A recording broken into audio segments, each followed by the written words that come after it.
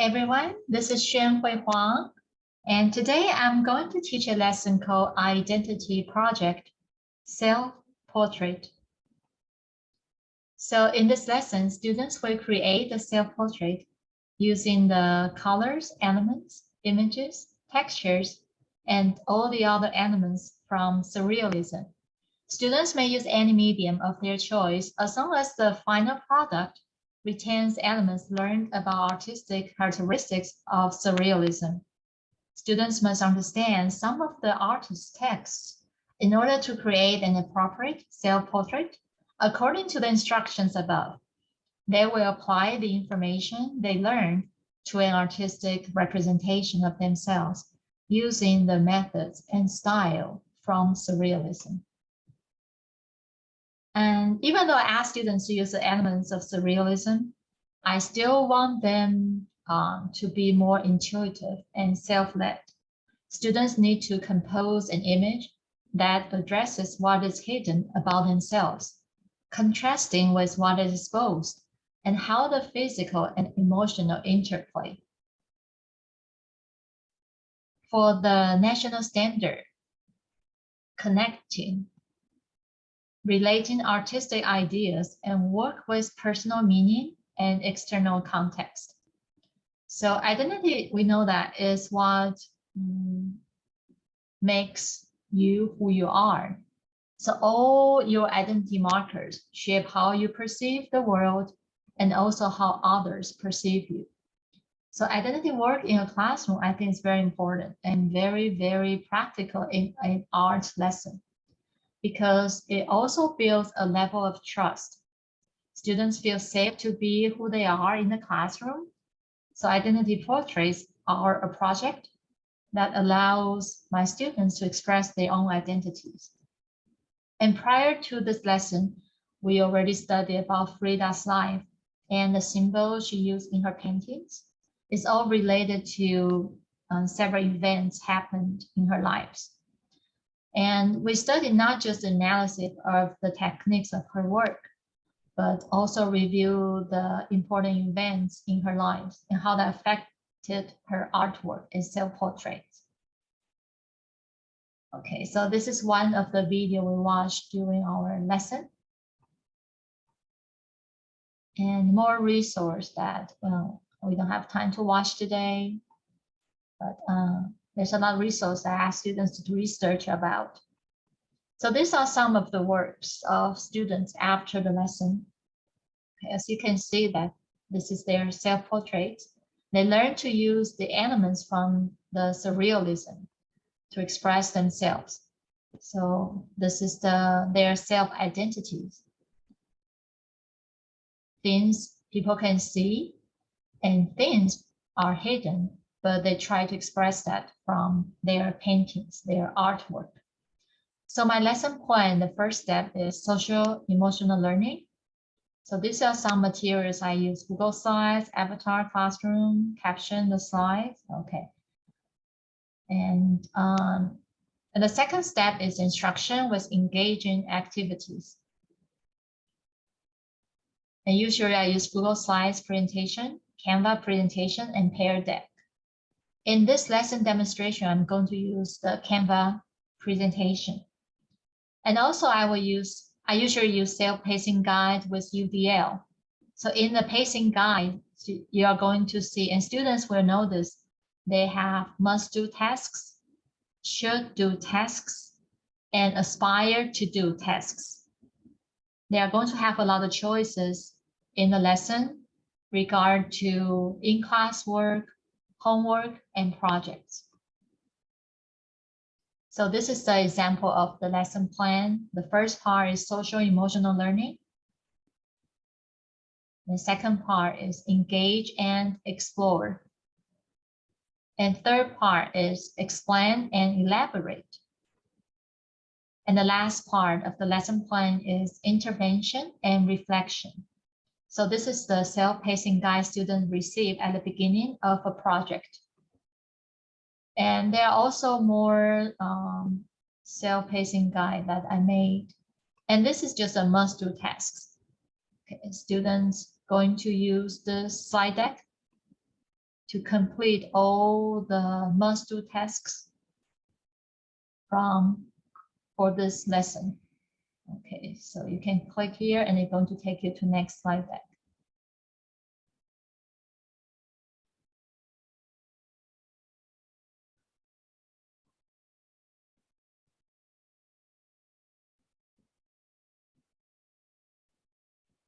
And some engagement activities I use, including Brookit, Skimkit, Quizlet, Genially, and use Jamboard for Q&A, or use the breakout rooms for discussion and sharing. And this is the homework part, homework and projects.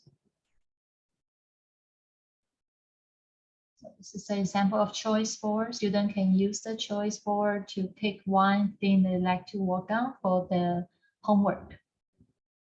And this is another social emotional learning example I used during the break, because for example, we have an hour lesson and students start to feel tired or get distracted.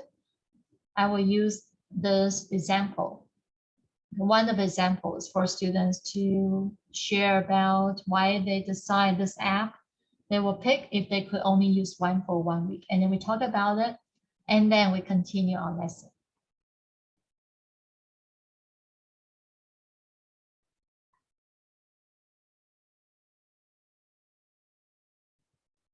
And this is an example I use at the end of the lesson.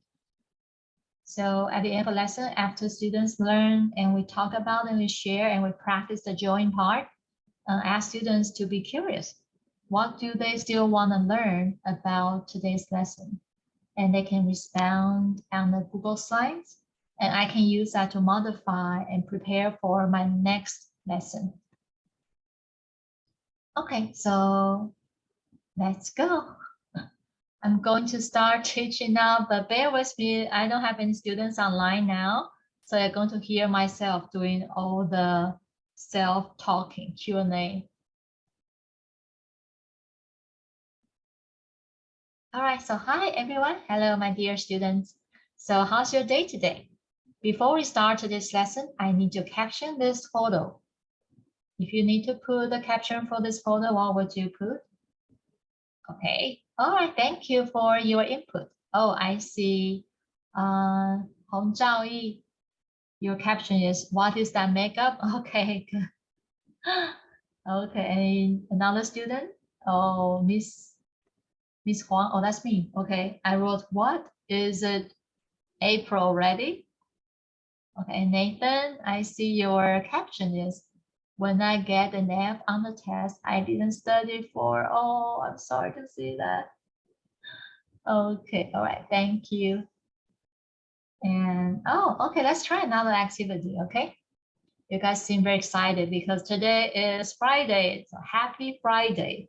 So I need you to write down your favorite comedy TV shows. Okay, and I see you already have your answer. Okay, let's take a look at each other's answer. Okay. Yes. All right. Thank you for your posting.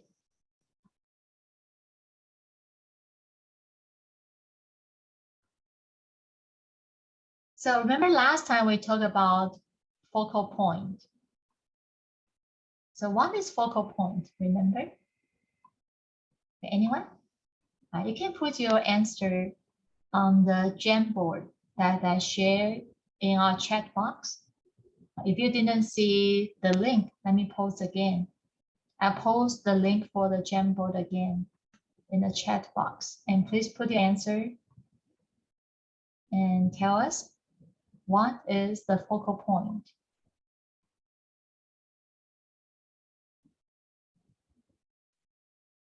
Okay, thank you. Now I'm looking at the Jamboard. So Nathan says focal point is a painting, an area of emphasis demands the most attention. Okay, very good. And Annie says, okay, Annie, I see your answer on the Jamboard. It's like the bullseye on a target. That's correct. Okay, so we know that focal point is how the artist draws attention to the particular content of the painting and is often the most important element of the painting. Okay, so we know that focal point, we need to learn how to find a focal point and also how to create a focal point in order to attract your audience attention. And usually that's the most important thing you want to convey. All right, thank you for your input. And this is a video. Actually, I put it in your homework. One choice from the choice board. So you can watch this later after class. Okay, it's just a review because we talk about how to create focal point in our previous lessons. And these are some example of the self-portrait. Remember, our project, our final project is a self-portrait. And can you find the focal points of this artist? So remember, focal points also help to give a painting meaning and convey the intent of the artist. So remember, as an artist, it's our responsibility to determine what the focal point is and how the focal point can manipulate the colors, values, and composition and add to the meaning of your focal point to the painting. So remember, you have to keep that in mind. You have to decide it at the early stage of your painting, the process of your painting. Okay, this is another example. We can see that this is a self-portrait by a neuroscientist, Yuqin Zhu. This is a self-portrait. Can you find the focal point of things you think she might want to express of herself, some hidden things that you can find? Okay, we can share about your findings later. Let's move on to the next one. All right, so we talk about Frida, right? We see Frida everywhere. And we learn about the surrealism and also some of the symbols she used in her painting. So for example, anyone remember what does a monkey represent and why? And why the monkey is holding, you know, is the monkey use his hand and put his arm around Frida's neck. So what does that make you feel? And why did Frida do that? Okay, put your answer in the Jamboard again. Okay, all right, I see the answer. Okay, Joel says the monkey puts his arm around Frida's neck. It seems that the monkey wants to protect her. Okay, yes. Okay, also what about the background? So we see this background in Frida's work. Some of her other portraits she painted later. She was using a background of big curtain of leaves. So with this background, the subject in the painting was pushed toward the viewer. So you can see the focal point. Look at the first thing you notice when you look at Frida's work. Okay, keep that in mind. And I also want to try to use a Google Arts and Culture. This is a link here. I put a link in our Zoom chat box. Okay, if you never use Zoom into Frida on the Google Arts and Culture, I want to try that. This is also can be one of your assignments on the choice board.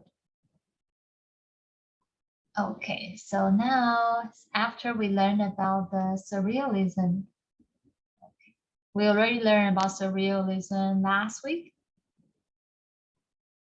So let's review some of the elements in surrealism. Okay, and Flipgrid. This is last week's assignment. So I need you to write down the answer and add the response here. Oh no, it's not from last week. Okay. This is actually the one I designed for students to do.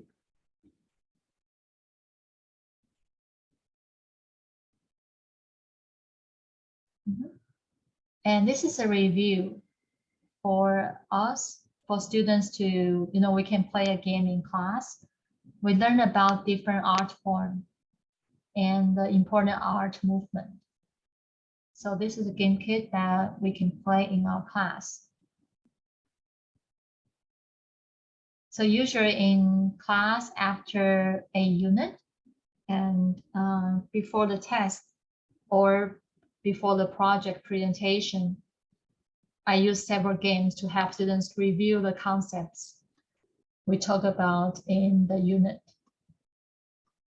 And game is really effective as a way to review. Okay, our last step. This is the homework and project. All right, so our project is identity project.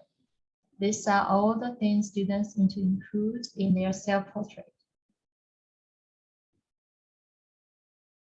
And the rubrics. So I explain all the rubrics, the item, the requirement. Go over each one of them. So students are clear what their expectations are. Okay, so that's it for today's lesson. Any questions? If not, please leave your response on the Google slide deck. Let me know what you still want to know about today's lesson. Okay, now thank you. I'll see you next time.